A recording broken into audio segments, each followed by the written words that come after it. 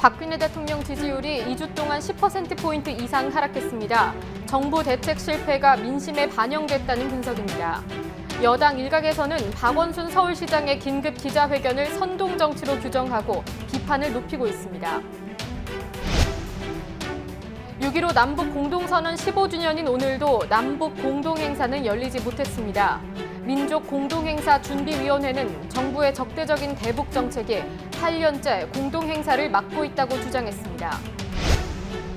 기아자동차 사내하청 노동자들이 나흘째 고공농성을 이어가고 있습니다. 기아차의 사내하청이 불법 파견이라는 판결에도 불구하고 사측은 전원 정규직 전환을 하지 않고 있습니다. 해방 70주년을 맞아 일본군 위안부를 바로 알기 위한 전시회가 국회에서 개관했습니다. 위안부 피해자 이용수 할머니와 여야 일부 의원들이 개관식에 참석했습니다.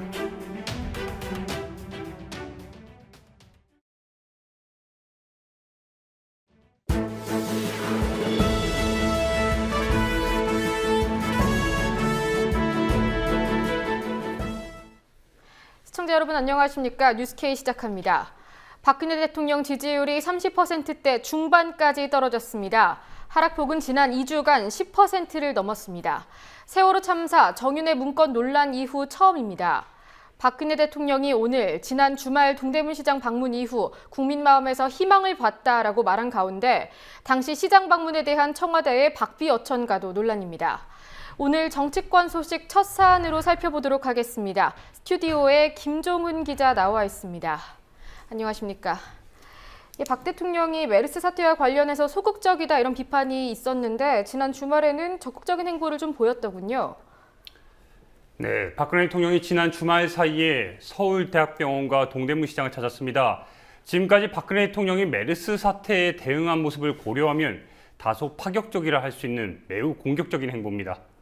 이 방으로 위축된 게 더 많습니다, 사실은. 지금 뭐 정신 하나도 없으실 텐데.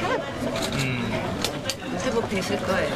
그리고 이제 이런 어려움을 이제 지금 많이 겪고 계시기 때문에 극복하기 위해서 특별 자금도 지원하고 또 6월달 세금 납부도 연장시키고 뭐 이런 거를 좀 지원해 드리고 있거든요. 네, 박근혜 대통령은 오늘 오전 열린 청와대 수석비서관 회의에서도 내게 힘을 내라는 그 상인들을 보고서 희망을 봤다면서 정치권과 언론은 국민을 불안케 하지 말라고 말했습니다. 갑자기 이렇게 좀 변화된 행보를 보인 이유는 뭘까요? 네, 일단 크게 보면 두 가지로 따져볼 수 있습니다. 우선 정부 스스로 메르스 사태가 진정되고 있다면서 국민들을 안심시키고 있지만 상황은 여전히 심각한 상태로 볼 수 있습니다. 오늘 오전 기준으로 현재까지 메르스 사망자가 총 16명입니다. 확진자도 하루 사이에 5명 늘어서 150명이 됐습니다. 이들 중에 17명은 상태가 매우 불안정하다고 전해지고 있습니다. 사망자가 더 늘어날 가능성이 매우 높은 상황인데 격리 대상자 역시 어제 대비 360명이 증가한 5,216명이 됐습니다. 이 때문에 박근혜 대통령의 지지율이 2주 연속 폭락세를 보이고 있습니다. 바로 이 지점이 박근혜 대통령이 공격적인 행보를 보이는 두 번째 이유로 볼 수 있습니다. 네, 리얼미터가 오늘 발표한 여론조사에 따르면 박근혜 대통령 지지율 2주 새 10%포인트 폭락한 34.6%포인트에 머물렀습니다. 박근혜 대통령의 고정 지지층이 약 30%인 걸 감안하면 사실상 바닥을 치고 있다고 볼 수 있는데요. 박근혜 대통령의 지지율은 지난 5월 넷째 주 44.7%로 올 최고치를 기록한 이후에 6월 첫째 주에 40.3%로 하락한 데 이어 이번 조사에서 또다시 떨어지면서 2주 사이 무려 10.1%포인트나 급락했습니다. 이에 대해서 리얼미터는 메르스 사망자와 확진 환자 및 격리자 수 증가, 3차 유행 우려, 그다음에 감염 경로의 다단계화에 따른 지역사회 확산 가능성 등으로 정부 대책에 대한 신뢰도가 떨어지면서 마찬가지로 박근혜 대통령의 지지율 또한 큰 폭으로 하락한 것으로 보인다고 분석했습니다. 사실 이런 행보들이 지금은 당연히 상대적으로 공격적이다 이렇게 분석이 되고 있지만 당연한 일이 이렇게 뒤늦게 일어난 건 아닌가 싶기도 하고요. 또 앞으로의 행보에도 주목을 해봐야 될 것 같습니다. 네, 이런 가운데 청와대 브리핑이 또 구설수에 오르고 있죠.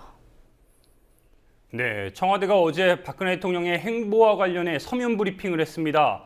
공개되자마자 박비어천가냐는 지적을 받고 있는데요. 청와대 브리핑에서 시민들은 대통령이 움직이는 곳을 따라다니며 사진을 찍거나 응원을 해주었다면서 진짜 박근혜 대통령 맞아, 대박, 대통령 파이팅, 힘내세요 등의 이런 구호를 외치면서 몰려드는 탓에 경호원들이 땀을 뻘뻘 흘리며 경호에 애를 먹기도 했다고 이렇게 말했습니다. 이어서 상인들은 박근혜 대통령을 향해서 더운데 우리들을 도와주시려고 일요일인데 나와주셨다고 대통령 최고라고 하는 등 마치 상인들이 한 목소리로 박근혜 대통령을 연호한 것처럼 주장하기까지 했습니다.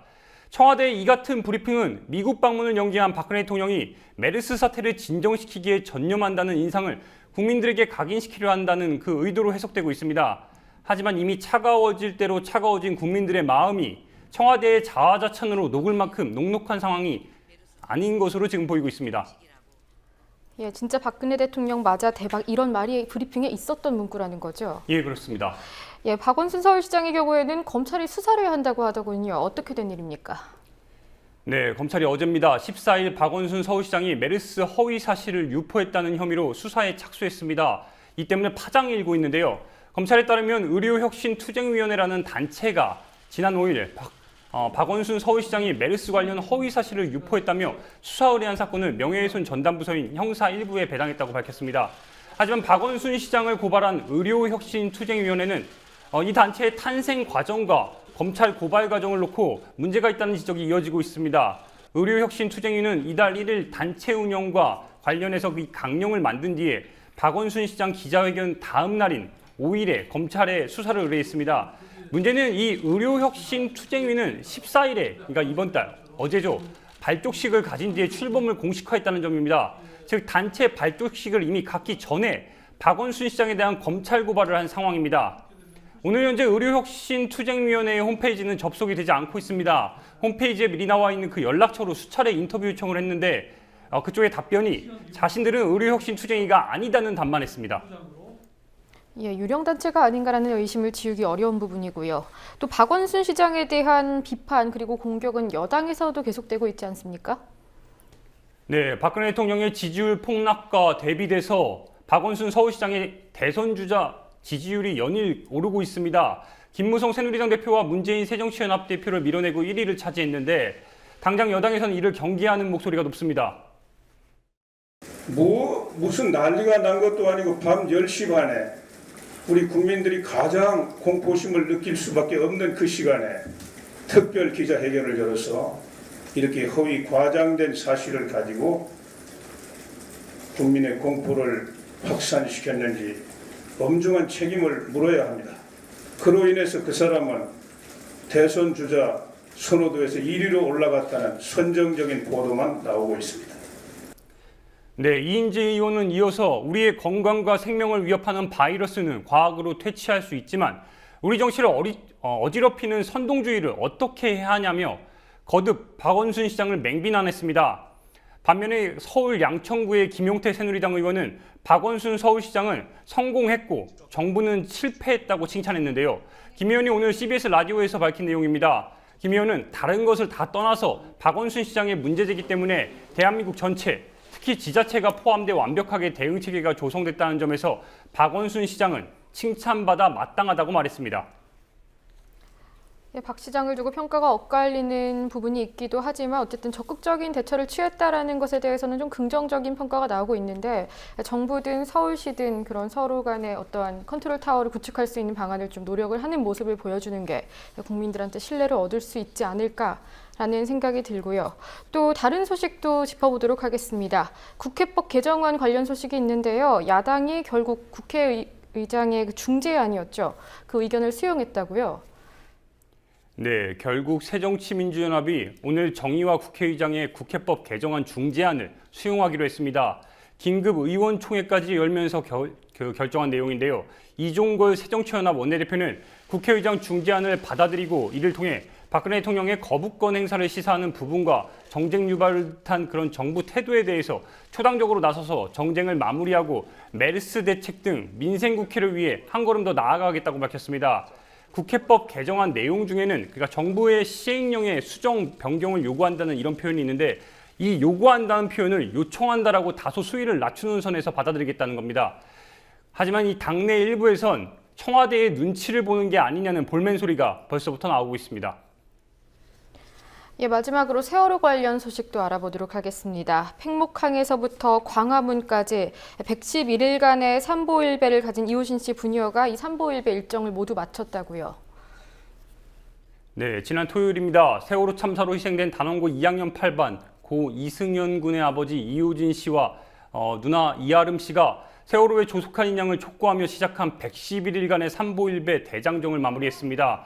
이호진 씨 부녀는 올해 2월 23일 전남 진도 팽목항을 출발해서 지난 토요일 13일 오후 3시 반쯤에 광화문 세월호 광장에 도착했습니다.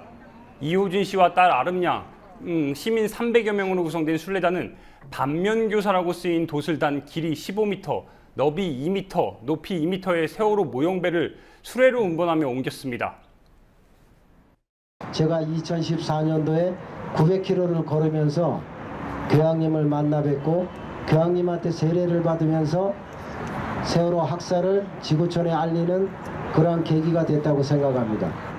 내 몸 한 몸을 바쳐준다면 그것을 보고 느끼는 이 땅에 계시는 엄마 아빠들이 세월호 유족들의 입장을 다시 한번 생각해 주시고 아이들이 하지 못한 그 마지막 한마디가 과연 무엇이겠는가에 대해서 한 번쯤은 생각해 주시겠지라는 생각에서 사랑하는 저희 큰딸 네, 삼보일배 순례단은 광화문에 도착한 후에 세월호 희생자들에게 100배 사죄한다는 의미에서 100번의 절을 하는 것으로 삼보일배 일정을 마무리했습니다. 이호진 씨는 이 과정에서 별이 된 아이들이 가고 싶은 곳으로 가서 이 세상에 있었던 일을 모두 잊고 편히 살았으면 좋겠다고 말했습니다. 한편 이호진 씨 부녀가 끌고 온 300kg의 세월호 모형배는 앞으로 성남시청에서 설치돼가지고 시민들을 만나게 될 예정입니다. 예, 앞서 이호진 씨 인터뷰 부분은 조합원께서 보내주신 영상이라고요. 네, 그렇습니다. 예, 김종훈 기자 수고하셨습니다.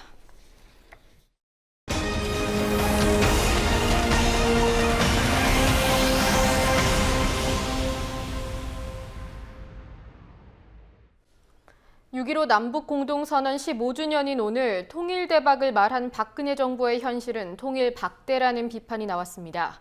올해로 8년째 6.15 공동선언을 기념하는 남북 공동행사도 열리지 못하고 있다는 것이 그 단적인 예겠죠. 새정치민주연합 촉청 강연에 참석한 전문가들은 남북 관계가 강대강 대결 구도로 이어지는 한 통일 대박이 이루어지기는 어렵다고 평가했습니다. 아는필 기자가 보도합니다. 6.15 남북 공동선언 15주년인 오늘 새정치민주연합은 초청 강연을 열었습니다. 6.15 공동선언 계승, 발전을 위한 새정치연합의 역할과 과제라는 주제로 정세현 전 통일부 장관이 강연에 나섰습니다. 하지만 이명박 정부 시절인 2008년부터 올해까지 8년째 남북 공동행사가 무산된 상황에서 열리는 강연이기에 초라한 행사라는 지적이 나왔습니다. 지난 12일 북한과 6.15 공동행사를 추진했던 민족공동행사 준비위원회는 정부의 대북 적대 정책이 공동행사 무산의 가장 근본적 원인이라고 주장했고 결국 어제 서울 천도교 수훈회관에서 6.15 15주년 기념행사를 따로 열었습니다. 문재인 새정치연합 대표는 인사말에서 이명박 정부 출범 이후 급격하게 얼어붙은 남북관계는 박근혜 정부 출범 3년이 지나도록 달라지지 않고 있다며 통일 대박을 외쳤던 대통령은 해방 70년 6.15 15주년을 맞아 추진되던 민족 공동행사도 무산시켰다고 비판했습니다. 싸우지 않고 없는 안보가 가장 좋은 안보입니다.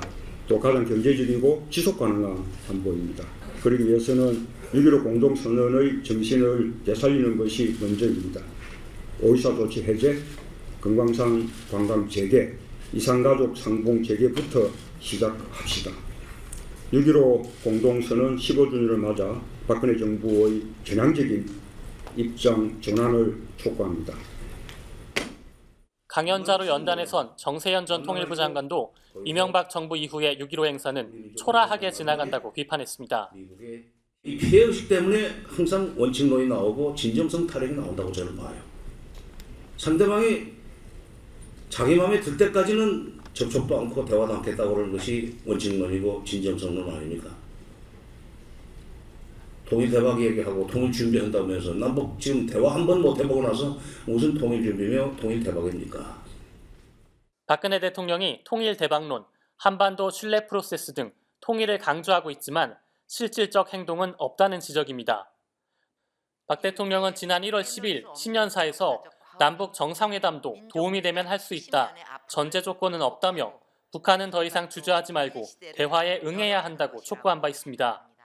또한 대통령 취임 전 새누리당 비상대책위원장 시절이던 2012년 2월 28일에도 자신이 제시한 한반도 신뢰 프로세스에 대해 지금까지 남북한 간 그리고 북한이 국제사회와 합의한 기존의 약속들은 기본적으로 존중돼야 한다며 7.4 공동성명, 남북기본합의서, 6.15 14선언 등을 언급했고 남북한이 상호 존중과 인정의 정신을 확고하게 지켜야 한다고 밝히기도 했습니다. 하지만 박 대통령은 지난 14일부터 오는 18일까지 미국을 방문하려 했습니다. 메르스 사태로 일정이 연기되긴 했지만 당시 6.15 남북공동선언 기념일이 끼어있는 방미 일정이 적절치 않다는 지적이 나오기도 했습니다. 이에 박 대통령의 통일대박론은 직접적 남북관계의 현재 대화보다는 미래의 영역에 집중해 있다는 지적이 나옵니다. 현실과 좀 동떨어진 부분이 있고 남북관계가 현재 그 강대 강의 대결 구도를 지금 보이고 있는 상황에서 통일대박론이라고 하는 것은 실질적으로 그 국민적 동의를 받아내기에 어려움이 있다고 볼 수도 있습니다. 정세현 전 장관은 6.15 남북 공동선언 조항에 대해 오해가 있다며 이를 반박하기도 했습니다. 6.15 공동선언 1항은 남과 북은 나라의 통일 문제를 그 주인인 우리 민족끼리 서로 힘을 합쳐 자주적으로 해결해 나가기로 하였다. 2항은 남과 북은 나라의 통일을 위한 남측의 연합 제안과 북측의 낮은 단계의 연방 제안이 서로 공통성이 있다고 인정하고 앞으로 이 방향에서 통일을 지향시켜 나가기로 하였다입니다. 1항에 대해서 오해가 있습니다. 이게 반미, 자주라는 표현 때문에 반미 그리고 우리 민족끼리 이게 용공 통일을 하자는데 합의해 준 거 아니냐. 북한의 술수에 말려든 거다. 그런 식의 해석들을 했고 지금도 그걸 그대로 그야말로 세습하는 것처럼 얘기하는 이른바 전문가들도 있습니다. 체면에 있지 자주적으로 자주 오면 반미로 이렇게 그냥 등식화하는 것부터가 문제지만은 정 전 장관은 이 항에 대해서 우리가 북한식 연방제를 수용했다는 오해가 있다며 자신이 통일 비서관이던 시절에 일화를 소개하기도 했습니다. 6.15 공동선언 폐기해야 됩니다. 그 2항 때문에 안 됩니다. 2항이 뭐가 문제입니까? 그 연방제를 동의해 준 거 아니에요. 연방제가 무조건 나쁘다고 보지 마십시오. 그랬더니 왜 연방제가 공산주의지?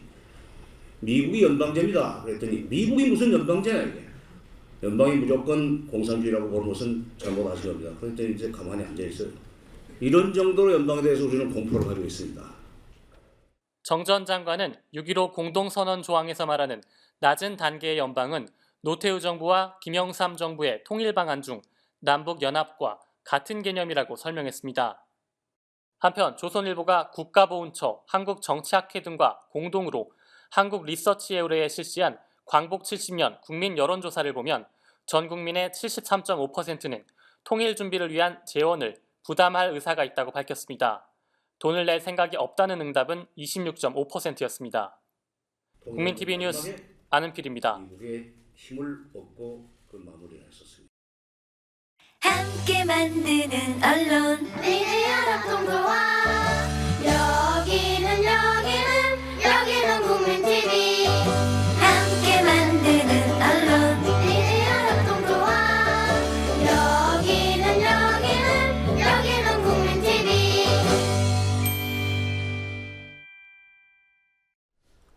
6.15 남북 기아자동차 사내하청 노동자들을 정규직으로 전환해야 한다는 판결이 나온 지 10개월이 흘렀습니다. 하지만 이 판결은 여전히 이행되지 않고 있는데요. 결국 노동자들은 나흘 전 10m 높이의 광고판으로 올랐습니다. 사실상의 마지막 투쟁 수단으로 하늘에 오르는 노동자들이 늘고 있습니다만 이들이 언제 땅으로 내려올지는 아무도 모릅니다. 성지훈 기자가 보도합니다. 총 13층의 인권위 건물 위에는 10m 높이의 광고판이 있습니다. 그리고 그 위에 2명의 사람이 있습니다. 기아자동차 화성공장의 사내하청 노동자 최정명 씨와 한규엽 씨입니다. 이들은 지난 11일 기아차 사내하청 노동자들의 정규직화를 요구하며 50m 상공에 올랐습니다. 서울지방법원은 지난해 9월 기아자동차의 모든 사내하청은 불법 파견이라고 판결했습니다. 기아차에서 일하는 사내하청 노동자들이 모두 정규직이라는 겁니다. 하지만 지난 5월 기아자동차 사측과 노조는 사내하청 노동자 3,400여 명 중 465명만 정규직으로 신규 채용할 것을 합의했습니다. 사내하청 노동자들은 이 합의가 법원의 판결만도 못한 수준이라며 반발하고 있습니다.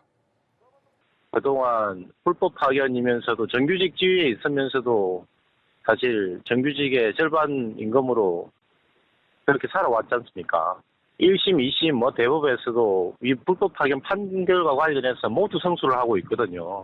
기아 원청에서 사측에서는 정규직화와 관련해서 지금의 판결의 의미에 맞게 안을 내본 적이 한 번도 없거든요. 그래서 저희들은 기아자동차의 비정규직들, 저는 정규직으로 전환할 때 대한 안을 회사가 로드맵을 제시하고 안을 내놓기 전까지는 저희들은 내려가지 않을 생각입니다. 최정명 씨와 한기엽 씨가 속한 기아차 화성지회 사내하청분회는 성명을 통해 2014년 당기 순이익만 3조 원에 달하는 기아차가 정규직 전환의 판결을 이행하지 않는 것은 능력이 아니라 의지가 없는 것이라고 비판했습니다. 고공농성을 시작한 이들과 사내하청 노동자들은 파견법을 위반한 정몽구 현대기아차 회장의 구속과 사내하청 노동자 전원의 정규직 전환을 요구하고 있습니다. 기아차 화성지회 사내하청분회는 오는 7월로 예정된 지부 대의원 대회에서 지난 5월 합의의 파기와 사내하청 노동자 전원 정규직화를 명시한 재합의를 요구할 계획입니다. 한편 경찰이 고공농성자들의 기본적인 인권 조치에도 소극적이어서 비판을 사고 있습니다. 경찰은 고공농성 시작 직후 이들에 대한 모든 접근을 차단하고 식사 반입마저도 막았습니다. 국가인권위원회의 중재로 식사 공급은 시작됐지만 대소변을 처리할 용기와 안전장치에 대해서는 어제까지도 반입을 막았습니다. 특히 어제는 고공농성 중인 한기엽 씨의 아내가 광고판 위로 식사를 올리려고 하자 경찰은 한 씨의 아내가 기아차 조합원이 아니라는 이유로 반입을 가로막았습니다. 한 씨는 경찰의 반인권적 조치를 비판하며 단식을 선언하기도 했습니다. 노조 지도부와 경찰 간의 합의로 오늘 오후부터 식사와 기본적인 생활용품의 반입은 허용되고 단식도 해제했지만 여전히 고공농성자들이 있는 옥상으로의 접근은 제한되고 있습니다. 국민TV 뉴스 성지훈입니다. 우리는 위안부가 아니라 강간당한 여성입니다. 일본군 위안부 역사적 진실과 정의를 주제로 개관한 전시회에 적혀있는 피해자의 증언입니다. 최근 위안부 협상이 마지막 단계에 있다는 박근혜 대통령의 외신 인터뷰에 대해서 일본 정부가 당혹감을 나타내는 일이 있었는데요. 오늘 전시회에 참석한 위안부 피해자 이용수 할머니는 대통령이 나서서 이 문제를 해결해줘야 한다고 호소했습니다. 김현주 PD가 개관식 현장을 다녀왔습니다.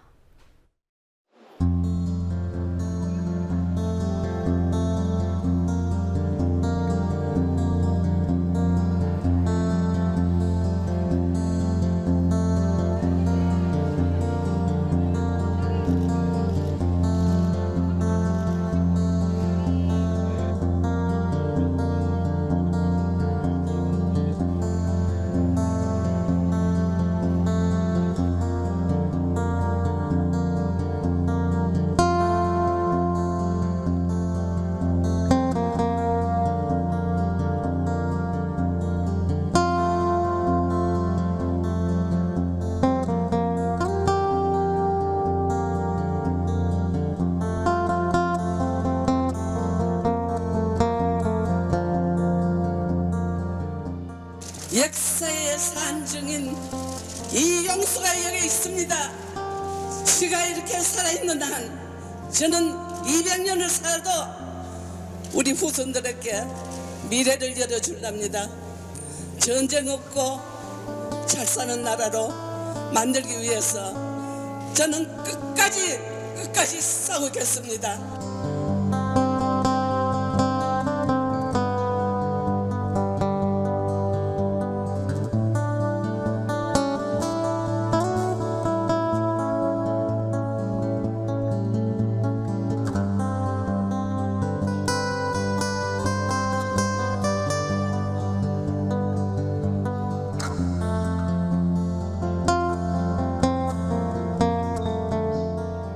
우리 일본 지역 정권팀은 일장기 티셔츠를 입었는데요. 일본 지역 정원에서는 아시아 나라들에서 온 유학생 친구들이 많았습니다.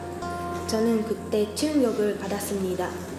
한국인 친구나 중국인 친구가 보트 대회 당일에 티셔츠를 입기 거부했기 때문입니다.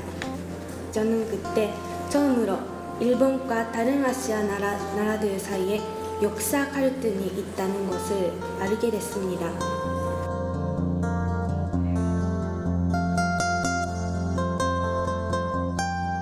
위안부 증언집에 담긴 할머니들의 진솔한 이야기가 저에겐 진짜 역사였습니다. 위안부 수요시야말로 역사의 현장이며 민주주의를 갈망하던 이들의 목소리가 저희가 기억해야 할 내용이었습니다. 제 주위 많은 대학생들이 위안부가 무엇인지는 알아도 시위가 진행되고 있는지는 모르고 있습니다. 그 시위가 세계에서 가장 긴 시위임에도 불구하고 기억되지 않고 있습니다.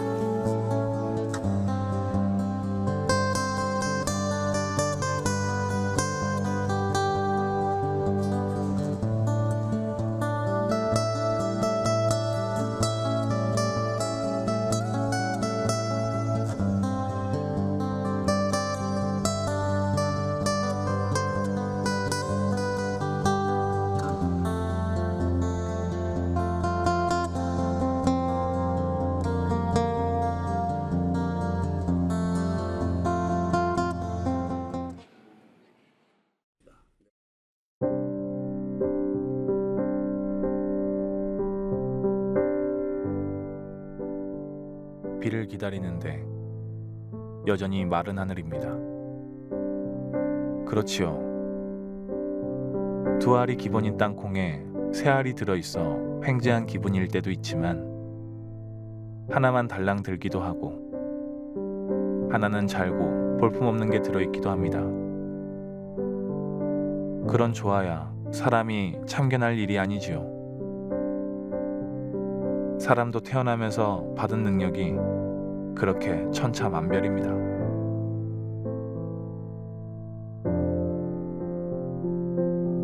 뛰어난 능력도 온통 제 것인 줄 여길 일 아니듯 조금 모자라고 아쉬운 능력도 함부로 대할 수 없는 하늘이 주신 것.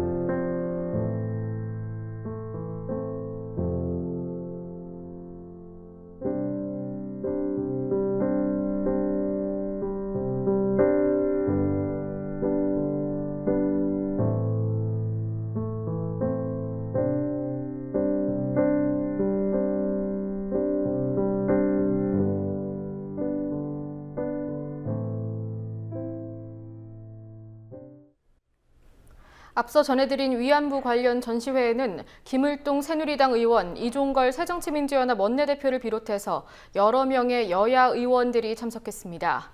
위안부 문제에 관심을 갖고 해결을 촉구하는 의원들의 모습, 환영받아 마땅하겠죠. 하지만 그 이면에는 사진만 찍고 돌아가는 일부 의원의 뒷모습, 개관식이 끝난 뒤 인터뷰를 하느라 위안부 피해자들에게 등을 보이는 뒷모습들이 있었습니다. 정치인들의 행보가 있을 때마다 불거지는 진정성 논란을 쉽게 거두어들이기 어려운 이유입니다. 오늘 뉴스 마치겠습니다. 시청해주신 여러분 고맙습니다.